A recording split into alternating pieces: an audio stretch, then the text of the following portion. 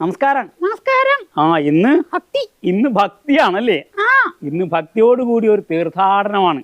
തീർത്ഥയാത്ര എവിടെയാ? ക്ഷേത്രം. തീർത്ഥയാത്ര എന്ന് പറഞ്ഞാൽ ക്ഷേത്രമാകാം, നദികളാകാം, പുണ്യ നദികളൊക്കെ ആകാം, തീർത്ഥങ്ങളാകാം അല്ലേ? പക്ഷേ അക്ഷർധാം ക്ഷേത്രം അല്ലേ?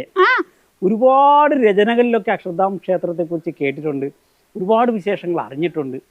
ഏറ്റവും മനോഹരമായ നിർമ്മിതിയാണെന്നാണ് കേട്ടത്.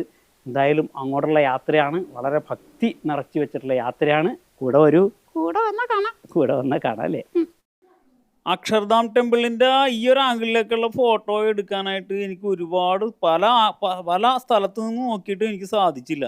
അവസാനം അവിടുത്തെ ഒരു അവിടുന്ന് സംഘടിപ്പിച്ച ഒരു സ്റ്റില്ല് വെച്ചിട്ടാണ് ഞാൻ ഈ ആംഗിൾ നിങ്ങളെ കാണിക്കാൻ വേണ്ടി ശ്രമിക്കുന്നത്. കാരണം അത്രയും വലിപ്പമേറിയിട്ടുള്ള ഒരു നിർമ്മിതിയുടെ ആംഗിൾ നമുക്ക് ഒരുമിച്ചെടുക്കാൻ സാധിച്ചില്ല.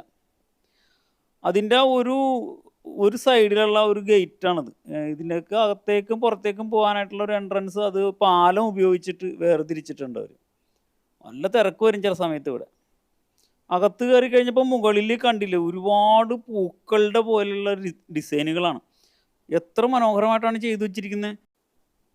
ഇത് അക്ഷർധാം ടെമ്പിളിൻ്റെ ഒരു 5% ഭാഗം പോലും നമ്മൾ കണ്ടിട്ടില്ല കേട്ടോ ഇതുവരെ. അപ്പോൾ കണ്ട കാഴ്ചയാണിത്. ഇത്രയധികം ചിത്രപ്പണികളൊക്കെ വേണമെന്നാണ് നമ്മൾ ആലോചിക്കുന്നത്. ഇത് കണ്ടോ, അവിടുത്തെ ഫുഡ് കോർട്ടിൻ്റെ ഒരു ഡിസൈൻ നോക്കിയേ. ആ ഒരു സുദർശന ചക്രം പോലുള്ള ഡിസൈനൊക്കെ വളരെ ഡീപ്പായിട്ട് തന്നെ ശില്പം ഉണ്ടാക്കി വെച്ചിരിക്കുകയാണ്. ഇതിൻ്റെ ഒരു ഭാഗത്ത് സ്വർണ്ണ നിറത്തിലുള്ള കുതിരകൾ ഓടുന്ന ശില്പങ്ങൾ ഉണ്ടാക്കി വെച്ചിട്ടുണ്ട്. വേറൊരു ഭാഗത്ത് കൂട്ടമായിട്ട് ഓടുന്ന മാനുകളെയാണ് ഉണ്ടാക്കി വെച്ചിരിക്കുന്നത്. വേറൊരു ഭാഗത്ത് നമ്മളുടെ സ്വാതന്ത്ര്യ സമര സേനാനികളെയും രാജ്യത്തെ വ്യക്തികളും മഹാത്മാഗാന്ധി, സർദാർ വല്ലഭായ് പട്ടേൽ അതുപോലുള്ള ആളുകളുടെ ശില്പങ്ങളെല്ലാം ചെയ്തു വെച്ചിട്ടുണ്ട്. ഇതിൻ്റെ വടക്ക് ഭാഗത്തു നിന്നുള്ള പുറം കാഴ്ചയാണ് നമ്മളിപ്പോൾ കണ്ടുകൊണ്ടിരിക്കുന്നത്. ഇതിൻ്റെ പുറംചുവരുകളിലും അകത്തുള്ള പല ഭാഗങ്ങളിലുമായിട്ട് ചെയ്തു വച്ചിരിക്കുന്ന ശില്പങ്ങൾ കണ്ടാൽ നമ്മളുടെ മനസ്സിൽ ഒരുപാട് സന്തോഷത്തിൻ്റെയും വികാരത്തിൻ്റെ എല്ലാം വേലിയേറ്റം തന്നെയായിരിക്കുള്ളൂ ഇവിടെ ഉണ്ടാകുന്നത്. എത്ര കണ്ടാലും മതിയാവാത്ത ശില്പങ്ങളാണ്.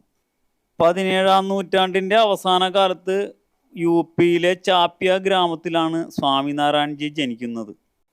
18-ാം നൂറ്റാണ്ടിൻ്റെ തുടക്കകാലത്ത് ഗുജറാത്തിലെ ഗാഥ ഗ്രാമത്തിലായിരുന്നു അദ്ദേഹത്തിൻ്റെ അവസാന കാലം. കൃഷ്ണഭക്തനായ ആ മഹാസന്യാസിയാണ് ഇവിടുത്തെ പ്രധാന പ്രതിഷ്ഠ.